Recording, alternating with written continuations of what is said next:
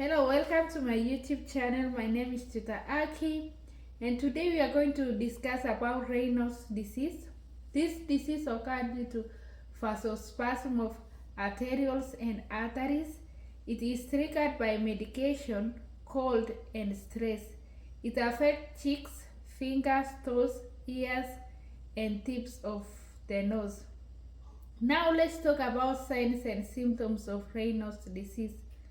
Cold fingers and toes, numbness and tingling, swelling, reddened tissue, throbbing pain upon warming or stress relief, plunging of fingers which becomes white, followed by cyanosis, which the fingers will turn or the affected areas will turn blue.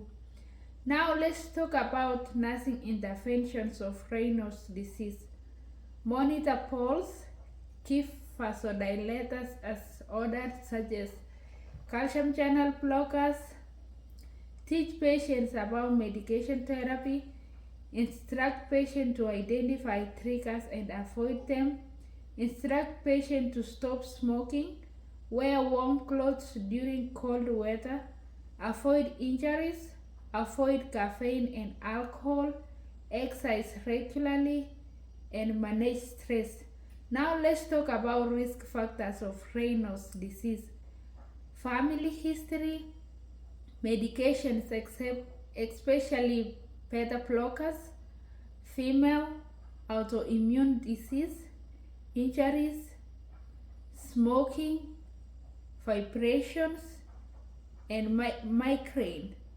Diseases such as scleroderma, lupus, rheumatoid arthritis, such Crohn's syndrome, Carpal-Tunnel syndrome, Bucker's disease, and peripheral artery disease. Now let's talk about medications of Raynaud's disease.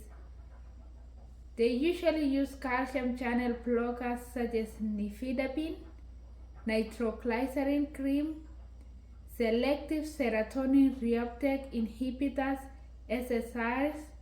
Now let's talk about treatments of Raynaud's disease.